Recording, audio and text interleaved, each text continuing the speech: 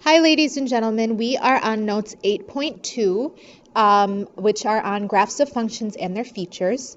If you could turn to page 5 and take a look at what it says right on the top, we're going to read through it. Graphs are one of the most powerful ways of visualizing a function's rule because you can quickly read outputs given inputs. You can also see features such as maximum and minimum output values. Let's review some of those skills in exercise number 1.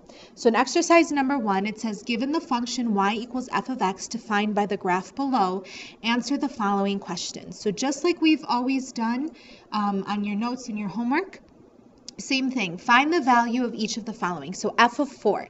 So all I need to do is take a look at where 4 is, because right here, 4 is my input. Okay, so I'm going to look for 4 as my x value.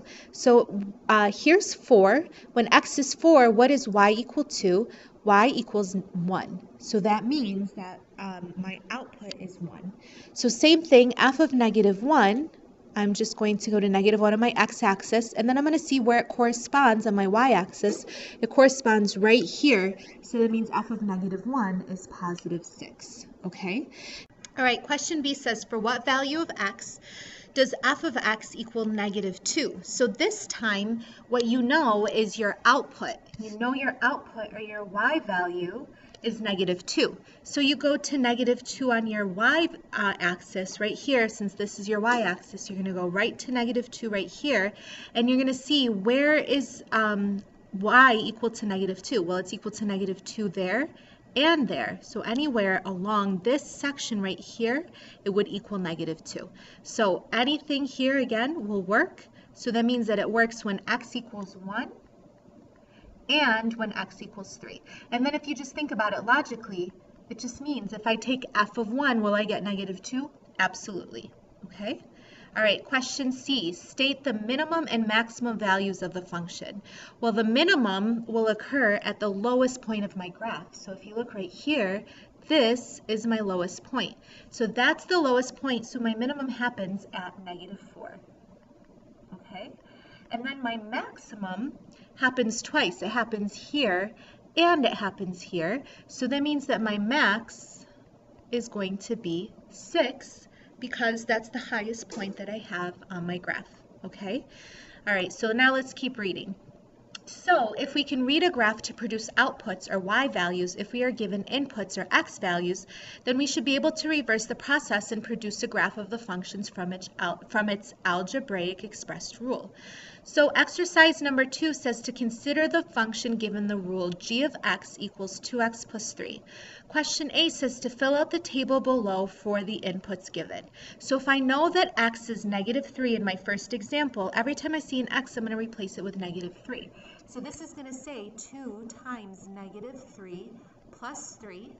So you end up getting negative 6 plus 3, which is negative 3. So then that means that your coordinate should be negative 3, negative 3. All right?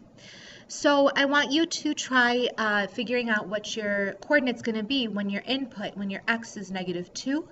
I want you to pause the video and then come back to me to see how you did. All right, so you should get 2 times negative 2 plus 3, which is negative 4 plus 3, which gives you negative 1. So that means your output is negative 1, so your coordinate is negative 2 followed by negative 1. All right, so this can get kind of tedious, especially if you have a lot of values you need to figure out. So it'd be nice to realize what the pattern is. So if you notice, the slope is 2, so each value should increase by 2. Each output or each y value should increase by 2. However, I'm going to show you how to do this right in your calculator, so that way you don't have to worry about having to do this multiple times. You have to show at least the first line of work, and once you show the first line of work, I don't mind if you use a calculator for the rest of it. So let's talk about how to do this. Open up your calculator, and you need a new document. And you need a graphs document in order for this to work for you. So choice number 2, you're going to choose graphs document. And it tells you that g of x is equal to 2x plus 3. So here, instead of g of x, we're just going to say f1 of x. So this is my first function of x, right? Remember, I can say f of x or g of x, they mean the same thing. So I know that f of x is equal to 2x plus 3. So I'm going to type in 2x plus 3. press enter, and there is my graph. But I need to figure out the corresponding values. So the next input that I have right here is -1.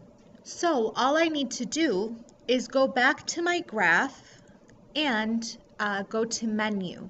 If I click on menu, it gives me an option to trace. And then I'm going to do a graph trace. And if you notice in the corner, in the bottom right hand corner, it says for F1, you have the coordinate 0, 3. It starts on the y-intercept. But you can type in any number. So notice how any number I type in, it shows. Okay? So I'm going to backspace out of there. And I'm going to type in my first number, which is -1. So I'm going to type in -1. I have my coordinate in the bottom right hand corner right here.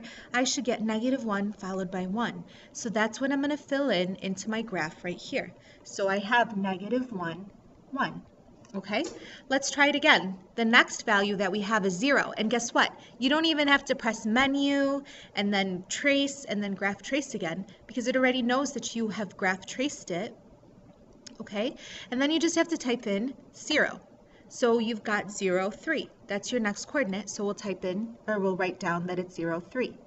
The next one, just type in 1, enter. You've got 1, 5. So you just write that in there. Then I've got 2. So I just have to type a 2 in, press enter. It tells you it's 2, 7. Notice your graph changed because it had to change its zoom for it to be able to see what you're doing. Also notice how if you hover over the line, it gives you what coordinate your mouse is on, or your finger pointer is on, okay? So again, we've got 2, which was 2, 7, so I'm going to write down 2, 7 right here. And then our last one was 3, so I've got 3, 9. And then I'm all set with my chart.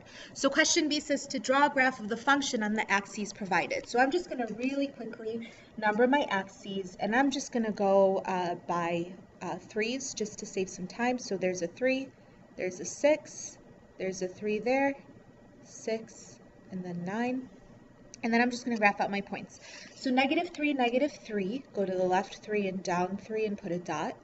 -2, -1, go to the left 2 and down 1, put a dot. -1, 1, go to the left 1 and up 1. 0, 3, I would just go up 3.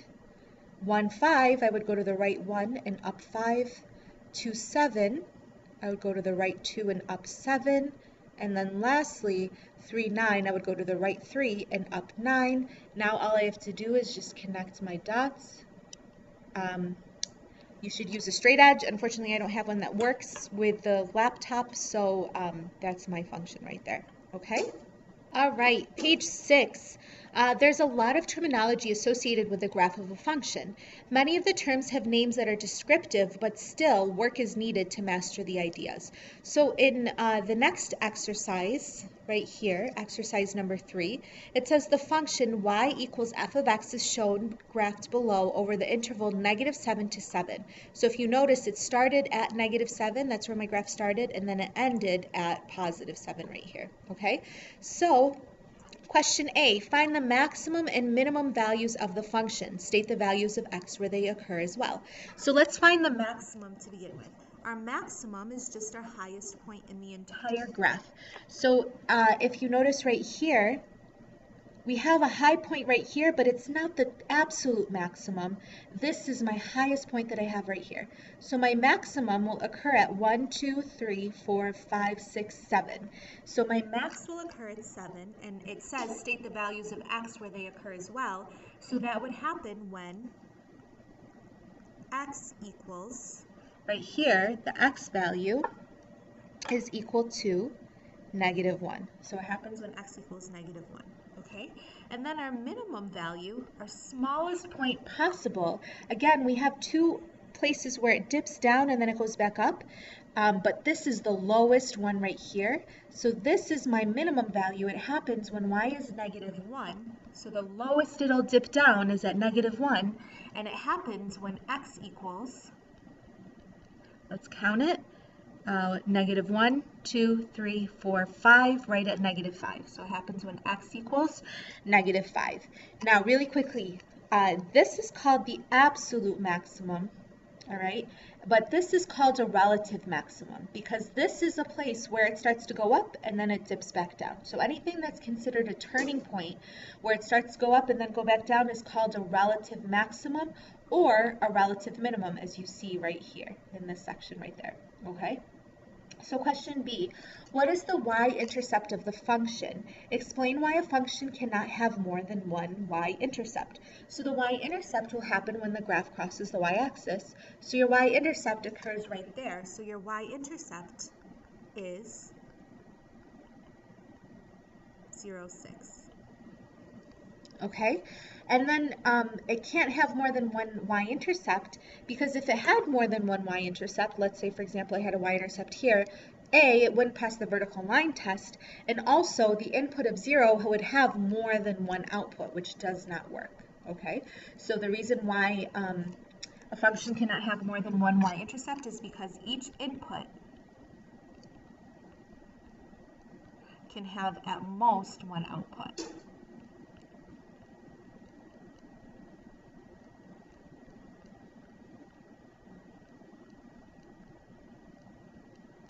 All right, so question C, give the x-intercepts of the function. These are also known as the function zeros because they are where f of x equals 0, right? So the x-intercept happens when y equals 0. So where does it cross the where does it cross the x-axis? That's when y equals 0. So it'll happen right here and right there, okay? So that means that my x-intercepts are -6 and -4, okay? So now question D asks you, would you characterize the function as increasing or decreasing on the domain interval? And don't worry about this word domain right here, right now. We'll talk about that in 2 lessons. But basically on the x interval from -5 to -1, and then explain your choice. So I'm going to look at where x equals -5 on my graph right here. So -5 occurs right here. This is where x equals -5. And then I'm going to stop at -1. So I'm going to look at my graph itself and I'm going to see the behavior of my graph. Is my graph increasing or is it decreasing? Well, if I go from -5 to -1 and I trace over the graph, it has to go up. So that means that it's increasing. So each value, each y value is higher than its previous y value. So we're going to say increasing because the graph is going up.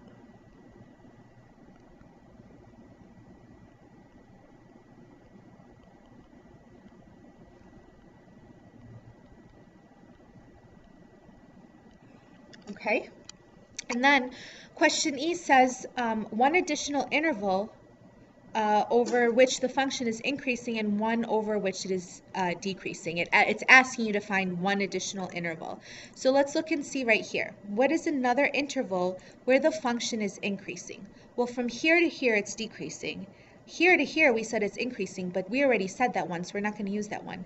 Here it starts to decrease again until here. So at this point in time, it starts to increase and then it stops increasing here. So it's from the value of 2 all the way up to the value of 5.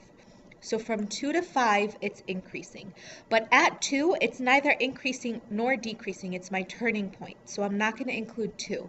And at 5, it's neither increasing nor decreasing. So again, I'm not going to put that it works at 5 because again, it's the turning point. So what I'm going to say is that it's increasing from 2 to 5. So I can say that x is smaller than 5, but x is bigger than 2. So it's from 2 to 5. Or if you were to write it out in interval notation, then your answer would be 2, 5. Remember, this means from 2 to 5, but not including 2 and not including 5. All right, now where could it be decreasing? Well, you have lots of different possibilities right here. You could say it's decreasing from this value to this value, or from this value to this value. It's up to you. So I'm going to say it's decreasing from this point all the way until this point. So from -1 all the way to +2, it's decreasing. Again, it's not decreasing at -1 and it's not decreasing at 2.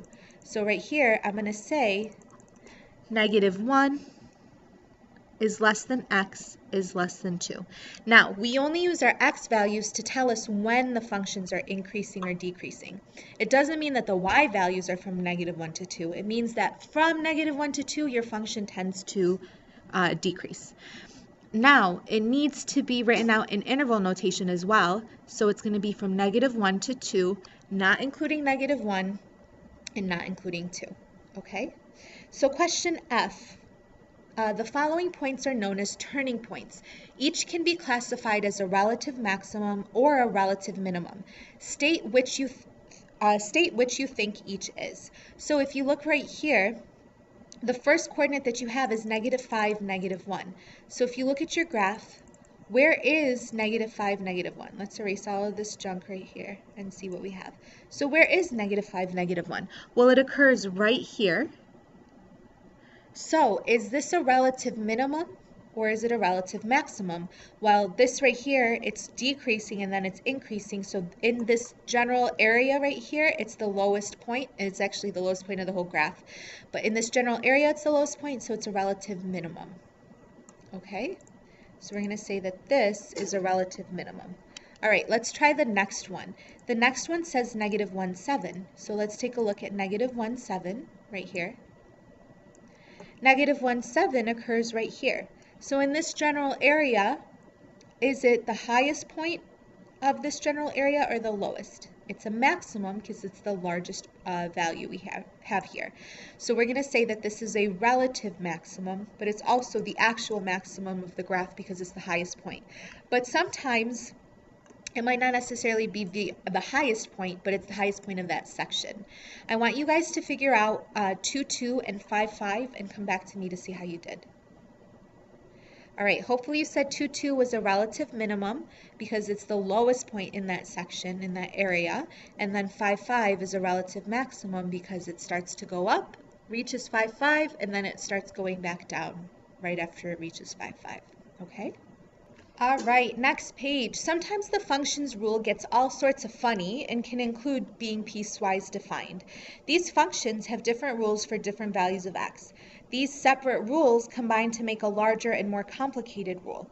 Let's try to get a feel for one of these and mix in our function terminology while we're at it. So exercise number 4, consider the piecewise linear function given the equation f of x equals this crazy scary thing right here. What on earth does this even mean? Well, what this means is if x is less than or equal to 1, then you're going to use this function. But if x is bigger than 1, you're going to use this function, okay? And we'll do a lot more stuff in detail with piecewise functions later on in the school year, but you need to understand generally what this means. So how do I figure this out? We're going to do all of these by hand just to make sure you guys are okay with this stuff. So if you take a look right here, let me just change the zoom a little so we can see more of our screen. So the first question says to create a table of values for this function below over the interval -4 to 4, and then create a graph on the axes for this function. So when x is -4, every time you see an x, you're going to replace the number with -4. So I need to figure out what f of -4 is. But the question is, do I use the top one or the bottom one? Well, is -4 less than or equal to 1, or is it greater than 1? It's less than or equal to 1, so I'm going to use the top function. Okay, so I would say that it's equal to -4 plus 3 because I have to use the top one, which is -1. So my coordinate is -4, -1. Okay, the next one is -3, which is still less than or equal to 1. So I would still use -3. So -3 plus 3 equals 0. So I get -3, 0. Okay, the next one is -2. So I would do -2 plus 3 equals 1, so I would get -2, 1. All right, next is -1. I still am going to use the top one because it's still less than or equal to 1, so I would say -1 plus 3, which equals 2. So now this is -1, 2. 0 is still less than or equal to 1, so I'm still going to use the top function. 0 plus 3 is 3, so I get 0, 3. Okay, and then 1, I got to 1. So what value, which function am I going to use? Well, is 1 less than or equal to 1, or is it greater than 1? It's still less than or equal to 1, so I'm still going to use this function right here. So I'm still going to use 1 plus 3 and I would get 4. Now, it happens to be that if I plug 1 into the bottom one, they'll be the same, but that doesn't always happen, just so that you guys know, okay? So then I get 1, 4 here. Now I have x is 2, which is bigger than 1, so that means I now have to use this bottom rule right here. Hopefully it makes sense to you when we use the bottom one. So I would say 6 minus 2 times 2, so I would get 6 minus 4, which is 2, so this would be 2, 2. Okay? The next value is 3, so I would do 6 minus 2 times 3. 3 is still bigger than 1, so I'm still going to use the bottom one. So I would say 6 minus 2 times 3, so I would get 6 minus 6, which is 0, so my answer to this here is 3, 0. Okay? And then lastly, 4 is still bigger than 1, so I'm still going to use the bottom one. 6 minus 2 times 4 equals 6 minus 8, which is negative 2. So this coordinate is 4, negative 2. Okay? For the sake of time, we're not going to number our axes, because I don't want this video to be super ridiculously long. So I'm just going to go to the left 4 and down 1 and put a dot here. Okay? Negative 3, 0, I'm going to put a dot there. Negative 2, 1, I'm going to put a dot there. Negative 1, 2, just keep going with your graph. 0, 3, 1, 4, 2, 2, 3, 0, and then 4, negative 2. And then all I have to do is just connect my dots right here, just like that, and there's my function. I don't put any arrows because it's supposed to be just from negative 4 to 4. It starts at negative 4 and it ends at 4, okay? So question B, state the zeros of your function. Well, your function your zeros happen when when it crosses the x-axis, when your output is equal to 0. So the zeros are going to be negative 3 and positive 3. Okay? And then it says to state the function's y-intercept. Well, the y-intercept is right here, right on the y-axis, and the y-intercept is at 0, 3. Okay? This is a set of values, so we'll list it out like that. Okay? Now question D says, give the interval over which the function is increasing. So the function from here is increasing. It's going up, up, up, up, up, up, until you get to this value here. So from x values of negative 4 to positive 1, it's increasing. Now it is increasing at negative 4, so we're going to say it works at negative 4, but at 1, it's your breaking point. So we're going to say it's from negative 4 is less than or equal to x is less than 1. Or we could say negative 4 with square brackets because it's equal all the way to 1 with open brackets. Okay? Now where is it decreasing? Well, it starts decreasing at 1 when x is 1, and it decreases all the way until we get to this point right here, which is 4. So we're going to say it's decreasing from 1 is less than x until we get to 4. Okay, so right here, what we're going to say is that it's decreasing from 1 to 4, not including 4, but including, not including 1, but including 4. Okay, question E, give the coordinates of one turning point and classify it as either a relative maximum or a relative minimum. Well, my graph is increasing here. Okay, it's increasing here until it gets to this point, and then it starts to decrease. So this is the point where it starts to turn. So my point of my turning point is going to be 1, 4, and it's a relative max because it's a maximum point. It's the highest point that we have here. So it's going to be 1, 4, and it's a relative max. And then question F says, use your graph to find all solutions to the equation f of x equals 2. So remember, your output or your y values are 2. Illustrate your solution graphically and find evidence in the table you created. So let's do it graphically first. So where is y equal to 2? Everywhere right here. So it's equal to 2 here and here.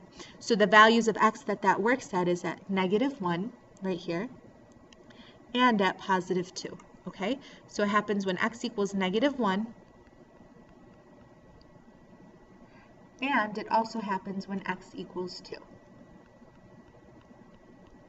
Now, let's see if it really shows that in the table that we created. So if I were to scroll up right here, when x is -1, your y value is 2. When x is 2, your y value is also 2. Okay? And then lastly, question G says to state the interval over which this function is positive. So I want to know where my graph right here is going to be positive. Where are my y values, my outputs, positive numbers? Well, here, all my outputs are negative until I reach this point right here. Then all my outputs become positive until I reach this point right here, and then it's negative again. So basically, anything above the x-axis has positive outputs, okay? So what we're going to say is that it's positive from -3 all the way until +3. Now, I did not include -3 in my answer because it's 0. The output is 0 when x is -3. If you take a look at it right here, I can't really say that this is positive right here because at this point in time, my output is 0. How can you tell this quickly from the graph? You just basically look at anything that is above the x-axis or look for positive y values. So we're going to say positive y values or positive outputs that are basically above the x-axis. Make sure you come with questions next time I see you if you have any. I hope you have a wonderful day.